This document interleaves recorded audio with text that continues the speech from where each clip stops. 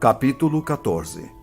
Dali a 2 dias era a Páscoa e a festa dos pães ázimos. E os principais sacerdotes e os escribas procuravam como o prenderiam à traição e o matariam. Pois diziam, não durante a festa, para que não haja tumulto entre o povo.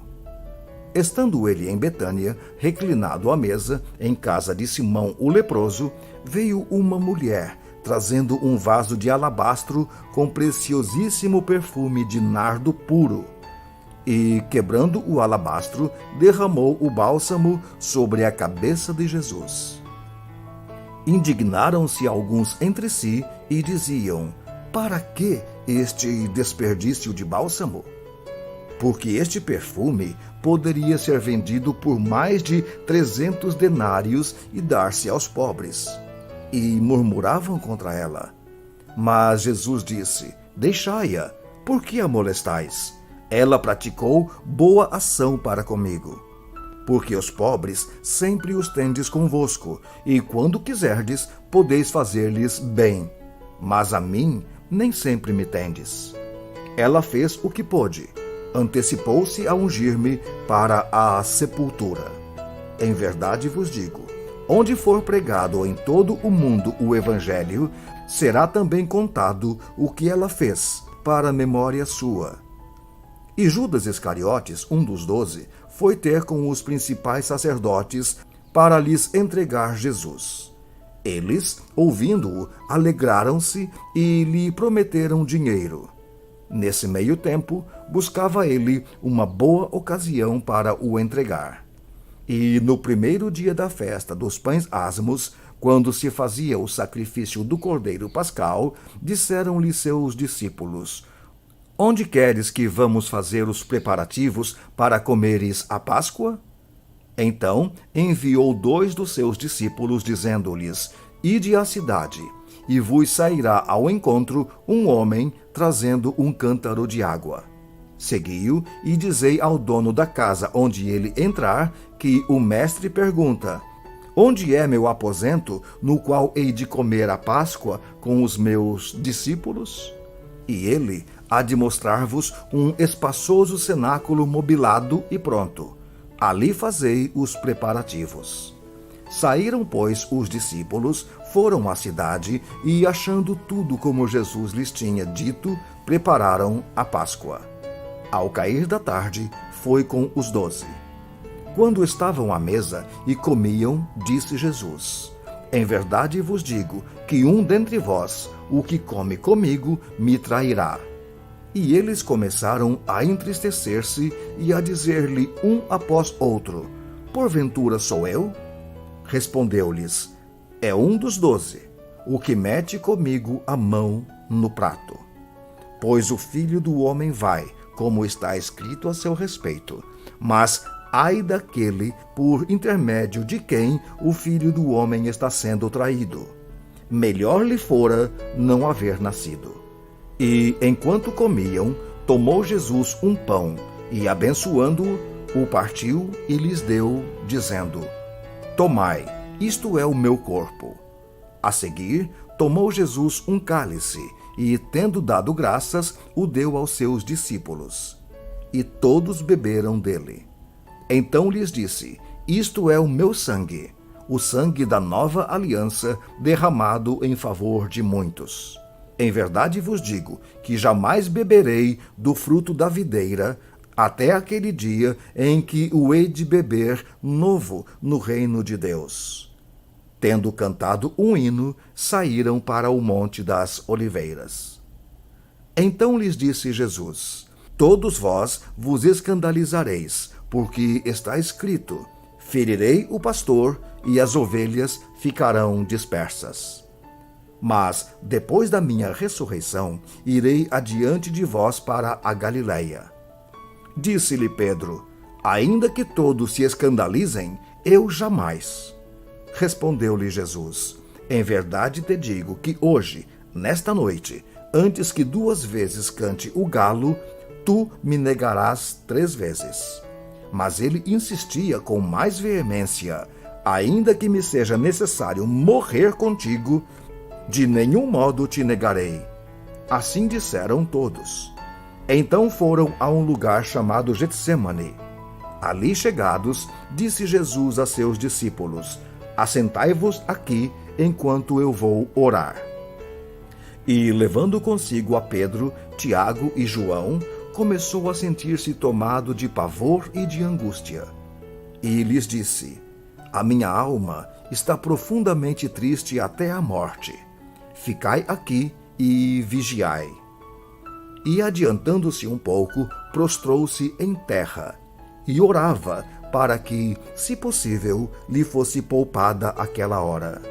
E dizia: Abba, Pai, tudo te é possível. Passa de mim este cálice. Contudo, não seja o que eu quero, e sim o que tu queres. Voltando, achou-os dormindo e disse a Pedro: Simão, tu dormes? Não pudeste vigiar nem uma hora? Vigiai e orai, para que não entreis em tentação. O espírito, na verdade, está pronto, mas a carne é fraca. Retirando-se de novo, orou repetindo as mesmas palavras. Voltando, achou-os outra vez dormindo, porque os seus olhos estavam pesados, e não sabiam o que lhe responder. E veio pela terceira vez e disse-lhes: ainda dormis e repousais. Basta, chegou a hora. O Filho do Homem está sendo entregue nas mãos dos pecadores. Levantai-vos, vamos, eis que o traidor se aproxima. E logo falava ele ainda, quando chegou Judas, um dos 12, e com ele, vinda da parte dos principais sacerdotes, escribas e anciãos, uma turba com espadas e porretes. Ora, o traidor tinha-lhes dado esta senha: aquele a quem eu beijar é esse. Prendei-o e levai-o com segurança. E logo que chegou, aproximando-se, disse-lhe: Mestre, e o beijou.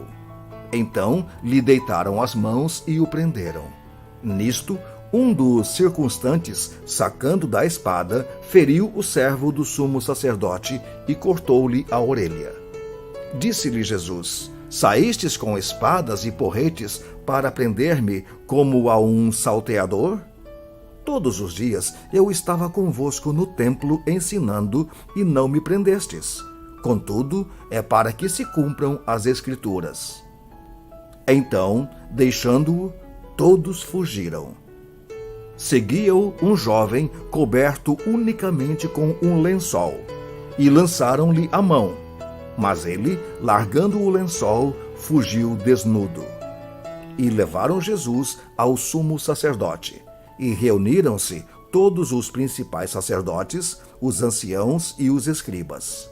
Pedro seguira-o de longe até ao interior do pátio do sumo sacerdote, e estava assentado entre os serventuários, aquentando-se ao fogo. E os principais sacerdotes e todo o sinédrio procuravam algum testemunho contra Jesus para o condenar à morte, e não achavam. Pois muitos testemunhavam falsamente contra Jesus, mas os depoimentos não eram coerentes. E, levantando-se alguns, testificavam falsamente, dizendo: nós o ouvimos declarar: eu destruirei este santuário edificado por mãos humanas, e em 3 dias construirei outro, não por mãos humanas. Nem assim o testemunho deles era coerente. Levantando-se o sumo sacerdote no meio, perguntou a Jesus: nada respondes ao que estes depõem contra ti? Ele, porém, guardou silêncio e nada respondeu. Tornou a interrogá-lo o sumo sacerdote e lhe disse: és tu o Cristo, o Filho do Deus bendito? Jesus respondeu: eu sou. E vereis o Filho do Homem assentado à direita do Todo-Poderoso e vindo com as nuvens do céu. Então o sumo sacerdote rasgou as suas vestes e disse: que mais necessidade temos de testemunhas? Ouvistes a blasfêmia? Que vos parece? E todos o julgaram réu de morte. Puseram-se então a cuspir nele, a cobrir-lhe o rosto, a dar-lhe murros e a dizer-lhe: profetiza. E os guardas o tomaram a bofetadas. Estando Pedro embaixo no pátio, veio uma das criadas do sumo sacerdote, e, vendo a Pedro que se aquentava, fixou-o e disse: tu também estavas com Jesus o Nazareno. Mas ele o negou, dizendo: não o conheço, nem compreendo o que dizes. E saiu para o alpendre. E o galo cantou. E a criada, vendo-o, tornou a dizer aos circunstantes: este é um deles. Mas ele outra vez o negou. E pouco depois, os que estavam ali disseram a Pedro: verdadeiramente és um deles, porque também tu és galileu. Ele, porém, começou a praguejar e a jurar: não conheço esse homem de quem falais. E logo cantou o galo pela segunda vez. Então Pedro se lembrou das palavras que Jesus lhe dissera: antes que 2 vezes cante o galo, tu me negarás 3 vezes. E caindo em si, desabou a chorar. Capítulo 15. Logo pela manhã, entraram em conselho os principais sacerdotes com os anciãos e os escribas e todo o sinédrio. E, amarrando a Jesus, levaram-no e o entregaram a Pilatos. Pilatos o interrogou: és tu o rei dos judeus? Respondeu Jesus: tu o dizes. Então, os principais sacerdotes o acusavam de muitas coisas. Tornou Pilatos a interrogá-lo: nada respondes? Vê quantas acusações te fazem. Jesus, porém, não respondeu palavra, a ponto de Pilatos muito se admirar. Ora, por ocasião da festa, era costume soltar ao povo um dos presos, qualquer que eles pedissem.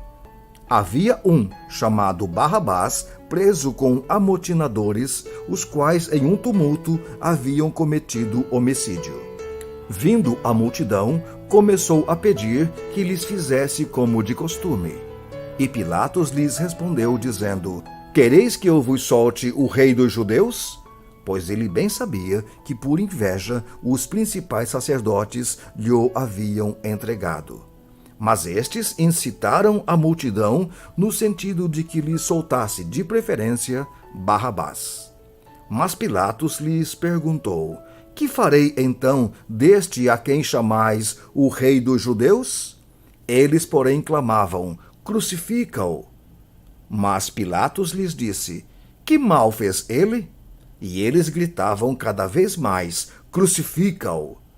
Então Pilatos, querendo contentar a multidão, soltou-lhes Barrabás. E, após mandar açoitar a Jesus, entregou-o para ser crucificado. Então os soldados o levaram para dentro do palácio, que é o pretório, e reuniram todo o destacamento. Vestiram-no de púrpura e, tecendo uma coroa de espinhos, lhe a puseram na cabeça. E o saudavam, dizendo: salve, rei dos judeus! Davam-lhe na cabeça com um caniço, cuspiam nele e, pondo-se de joelhos, o adoravam. Depois de o terem escarnecido, despiram-lhe a túnica e o vestiram com as suas próprias vestes.